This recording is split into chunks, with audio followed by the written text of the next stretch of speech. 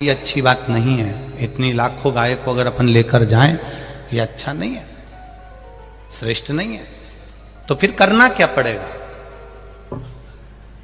तब दुर्योधन के गुप्तचर ने, दुर्योधन के जो साथी थे, उन्होंने कहा एक काम करो, गाय के सोने के सींग लगे हैं, गाय की पीठ सोने की बनी हुई है, गाय के पांव में सोने के नूपुर लगे हुए हैं, गाय के गले में सोने की घंटी लगी हुई है, गाय की पूंछ पर सोने का आनंद लगा हुआ है। एक काम करो, पूरा सोना उतार लो। अब देखिएगा जरा, बहुत समझ की कथा है ये, बहुत ध्यान देने वाली कथा है।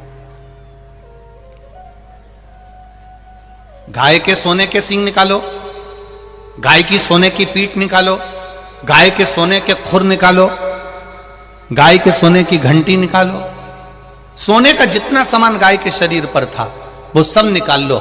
तब दुर्योधन से ये बात कही कि दुर्योधन क्या ऐसा कर सकते हैं? तो दुर्योधन ने कहा नहीं नहीं नहीं नहीं, देखो गौ माता के शरीर पे से इतना सारा सामान निकालेंगे, ये अच्छी बात नहीं है। दुर्योधन ने मना करा, पर नहीं माने गुप्तचर। और तब दुर्योधन ने कहा एक काम करो, अगर कुछ मत निकालो, लाखों गाय अगर इसकी गौशाला में है तो लाखों गाय को लेकर वापिस चलो और अपने हस्तिनापुर में इन गायों को ले जाकर रख लो। केवल माता रुक्मणी जी से भगवान कृष्ण कहते हैं कि रुक्मणी सुनो, मैंने पांडवों का साथ नहीं दिया है, मैंने राजा विराट का साथ दिया है, जिसने शिव मंदिर में बैठकर सत्य बोला था। उसके बाद भी दुर्योधन ने उसके साथ हरकत करी, उसने सत्य बोला, उसके बाद में भी उसके साथ में हरकत करी।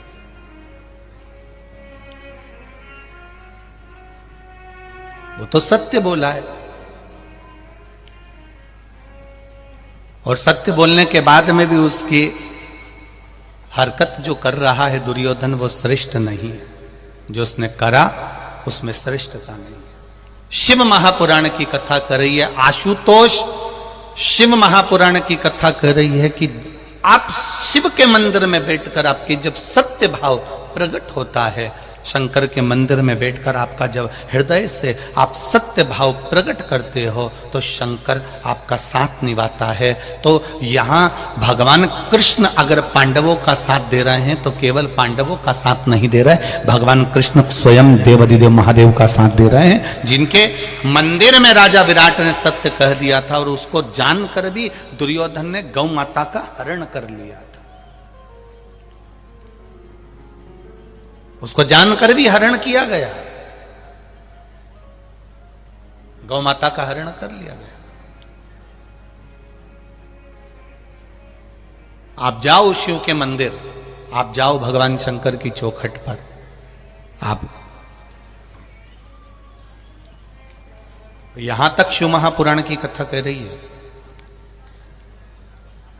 शिव महापुराण की कथा यहां तक वर्णन कर रही है, जरा ध्यान से सुनिएगा, कि खेती करो, किसान भाई अगर फसल बो रहा है, सोयाबीन बो रहा है, गेहूं बो रहा है, चना बो रहा है, चावल लगा रहा है, धान की खेती कर रहा है, मूंग की खेती कर रहा है, तो यहां तक शिव पुराण की कथा कह रही है कि खेती तुम करो, पर जिस दिन पहली बार खेत में जमीन पर तुम पांव रखो तो पहला जल मेरे शंकर भगवान का चढ़ा हुआ जल तुम्हारे पास में होना चाहिए, जिससे वो फसल भी तुम्हें प्राप्त हो, तो शिव की कृपा से प्राप्त हो, देवाधिदेव महादेव की करुणा से प्राप्त हो।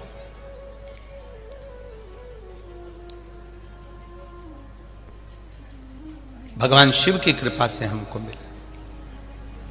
महाराज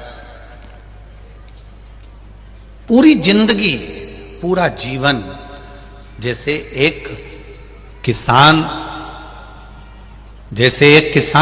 पूरा जीवन जमीन पर निकाल देता है, उसी तरह एक माता पिता भी अपना जीवन अपनी औलाद के लिए निकाल देते हैं। अपनी औलाद के लिए एक माता पिता पूरा जीवन निकाल देते हैं। मां बाप की पूरी लाइफ गुजर जाती है बेटे की लाइफ बनाने में। बोलो री छत्तीसगढ़ वाली जीजियां सही है कि गलत है? माता पिता की पूरी लाइफ गुजर जाती है बेटे की लाइफ बनाने में, और बेटा इंस्टाग्राम पर स्टेटस पर लगाता है my wife is my life. बेटा लगा, उसने एक बार नहीं लगाया कि मेरे माता पिता मेरी लाइफ हैं। शादी होने के बाद उसने लगाया कि my wife is my life, मेरी वाइफ ही मेरी लाइफ है। तो इतनी पढ़ाई काहे को करी, वो तो तेरे को यूं ही मिल जाता ऐसे ही। काहे को पढ़ा तू इतना? क्यों माता पिता ने तेरे लिए तक कर्जा उठाया? क्यों माता पिता ने इतना काम करा तेरे लिए? दिन रात खेत में काम करता रहा, दिन रात जमीन में काम करता रहा, गीले में उसके पांव तक गलने लगे। जब धान की खेती करता है तो पांव तक उसके गीले गीले रहते हैं, ठंड बैठ जाती है शरीर में, श्वास की दमे की तकलीफ हो जाती है उसको, ठंड गर्मी बारिश सब ऐसे ही निकाल देता है केवल अपने बच्चे की लाइफ बनाने के लिए। और बेटा जब बड़ा हो जाता है, वो लाइफ जब बन जाती है, खूब पढ़ लेता है, शादी भी माता पिता कर देते हैं, तब स्टेटस पे लगा देता है, इंस्टाग्राम पर डाल देता है, फेसबुक पर डाल देता है my wife is my life. तब उस माता पिता को स्टेटस देखना नहीं आते, माता पिता को उसका मोबाइल चेक करना नहीं आता, पर तुमने भले डाल दिया कि माय वाइफ माय लाइफ, तुमने भले डाल दिया, पर इतना याद रखना माता पिता तेरा मोबाइल चेक नहीं करेंगे, माता पिता तेरा कमरा चेक नहीं करेंगे, माता पिता तेरा स्टेटस चेक नहीं करेंगे, पर वो जिसके भरोसे पर उसने तेरी लाइफ बनाई है वो तो तेरा सर्वस्व चेक करने वाला बैठा हुआ। सर्वस्व जिसने तेरी लाइफ बनाने में सहयोग दिया है वो देवाधिदेव महादेव ने, वो तो संभालेगा, वो तो साधेगा। पीछे आवाज नहीं जा रही है भाई, उस साइड पीछे पंडाल में आवाज नहीं है।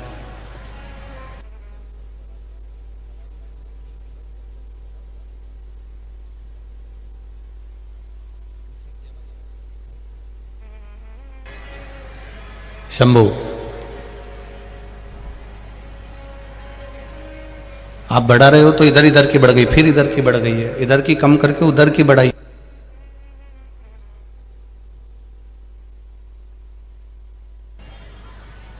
अपनी जिंदगी, अपना जीवन,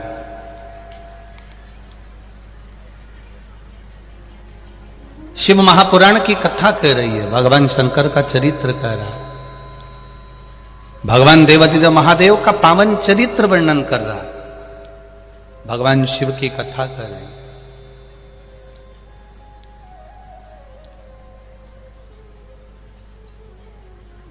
घर के माता पिता भी शिव का एक स्वरूप होते हैं, घर के बुजुर्ग भगवान शंकर का एक स्वरूप होते हैं।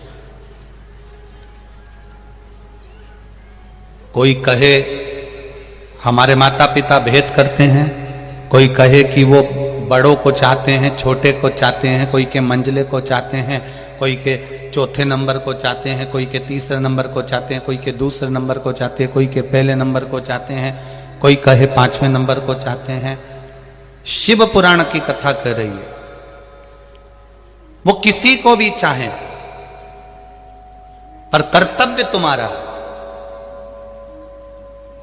तुम्हारा होना चाहिए कि वो जन्मदाता है तुम्हारे, इसलिए तुम उनका आदर करो, तुम उनका सम्मान करो, तुम उसका सत्कार करो। वो जन्मदाता है तुम्हारे।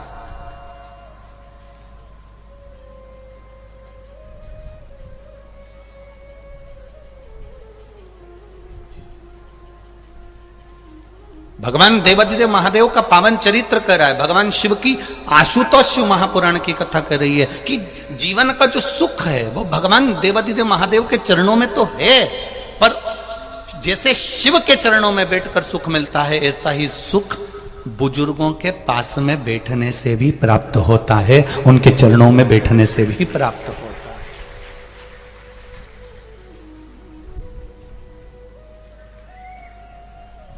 एक पत्नी हमेशा अपने पति को रुआब दिखाती है, छत्तीसगढ़ की नहीं। एक पत्नी अपने पति को हमेशा रुआब दिखाती है कि मैं अपना घर छोड़कर आई, मैं अपना परिवार छोड़कर आई, मैं अपना पूरा बहन भाई छोड़कर, पूरे परिवार को छोड़कर मैं तुम्हारे लिए आई हूं। तो एक पति को भी रुआब दिखा कर कह देना चाहिए कि मैं भी तेरे चक्कर में अपने माता पिता से बुरा हो रहा हूं, मैं भी हो रहा हूं। ऐसा नहीं कि केवल तू ही। नारी तो अपने घर का केवल मायके को छोड़कर ससुराल में आती है, पर सबसे ज्यादा अगर दुख झेलना पड़ता है तो पति को झेलना पड़ता है। माता पिता कहते हैं जब से वो आई तो उसका हो गया, और ये दिन भर टाचा मार मार कर कहती रहती है तुम्हारे माँ बाप, तुम्हारे माँ बाप, तुम्हारे माँ बाप, तुम्हारे माँ बाप। अब बेचारा मंदिर के घंटे की तरह बीच में टंगा रहता है, बीच में टंगा। किसकी ओर बोले वो, किससे कहे?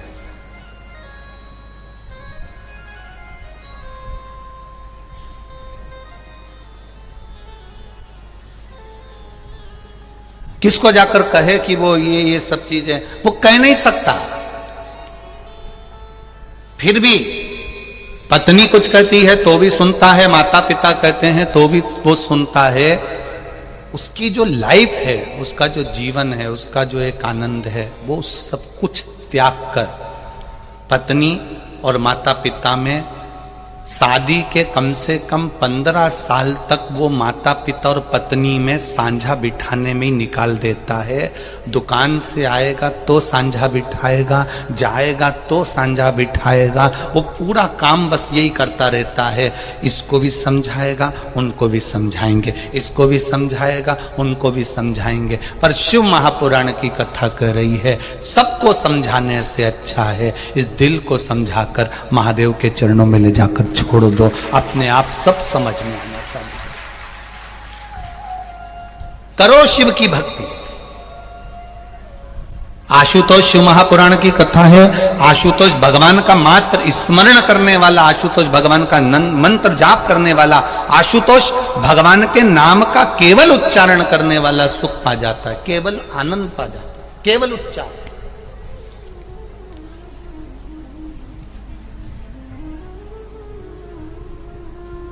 भक्ति करेगा तो बड़ा ही सुख पाएगा, भक्ति से आत्मा का मेल जुल जाएगा।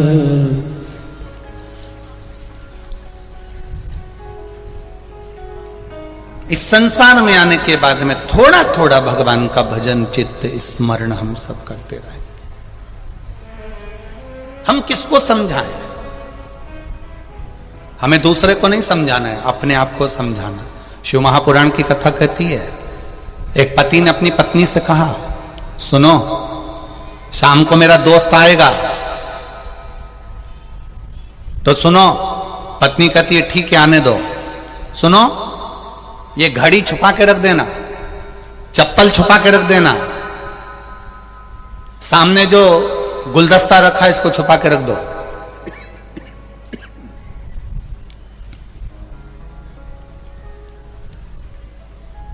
घड़ी छुपा दो, चप्पल छुपा दो, सामने सामान रखा है उसको छुपा दो, मोबाइल छुपा के रख दो। इतने में पत्नी ने बोला क्या तुम्हारा दोस्त चोर है जो तुम बोल रहे हो कि घड़ी छुपाओ, ये छुपाओ, वो छुपाओ? पति बोला नहीं, वो अपने सामान को पहचानता है, चोर वो नहीं है, चोर हम हैं जो हम उसके यहां से सामान लेकर आ गए। हमको लग रहा है कि सामने वाला व्यक्ति बेकार है, हमको लग रहा है उसने ऐसा कह दिया, हमको लग रहा है वो ऐसा है, पर शिव पुराण कहती है बुरा जो देखन में चला बुरा न मिला कोई। हम जितने बुरे हैं संसार का कोई व्यक्ति उतना बुरा नहीं। अपने आप को समझा। शिव मंदिर में जाना, भगवान शंकर की चौखट पर जाना, भगवान शिव के दरवाजे पर जाना, तो ये कभी मत कहना कि उसने ऐसा कह दिया, उसने वो बोल दिया, उसने ऐसा कह दिया। नहीं नहीं नहीं, शंकर जी के मंदिर में जाकर कहना भोलेनाथ बस कोई कुछ भी कहे पर तू मेरे साथ में है, मेरा विश्वास करता है मैं सारे झंझट से, सारी दंगल में से बाहर निकल जाऊंगा क्योंकि तू मेरे साथ में है। हम उसके प्रति पूर्ण समर्पित हो जाए, हम पूर्ण समर्पण हमारा भगवान के प्रति हो जाए, पूर्ण समर्पण।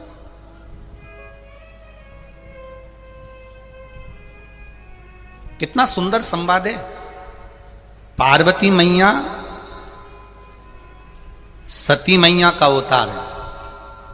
राजा हिमालय राज के घर में माता पार्वती का जन्म हुआ। मैनावती की गोद में माता पार्वती जी खेली। 5 वर्ष की आयु माता पार्वती जी की हुई और उन्होंने शिव जी का भजन चालू कर दिया। केवल 5 वर्ष की आयु थी माता पार्वती जी की और वो भगवान शंकर के शिवलिंग का निर्माण कर रही हैं, जलाधारी बना रही हैं, उसकी पूजन कर रही हैं। पार्वती मैया तब बेलपत्र भी नहीं जानती थी कि ये बेलपत्र है। पार्वती मैया तब जानती नहीं थी कि ये शिव जी को पत्ती चढ़ती है। एक बार माता पार्वती जी जब शिवलिंग का निर्माण करती हैं, भगवान शंकर का पूजन करती हैं, तब माता पार्वती सब जगह की पत्तियां तोड़कर भगवान शंकर का श्रृंगार करती हैं।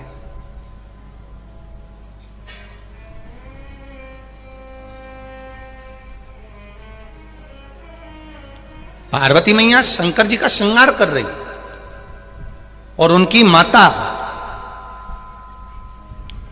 मैनावती आती हैं और मैनावती ने देख लिया कि पार्वती तो पार्थिव शिवलिंग का निर्माण करी है, बालू का शिवलिंग बनाया है, मिट्टी का शिवलिंग बनाया है और शंकर जी का जो श्रृंगार कर रही है वो इधर उधर के पेड़ों की पत्तियों से, वृक्षों की पत्तियों से कर रही है। तो मैनावती उसके पास में गई और पार्वती मैया के पास में जाकर मैनावती बैठ गई। पार्वती मैया के पास में मैनावती जाकर बैठी और मैनावती ने जाकर बैठकर पार्वती जी को बहुत देर तक देखा, उसकी पूजन को देखा, बहुत देर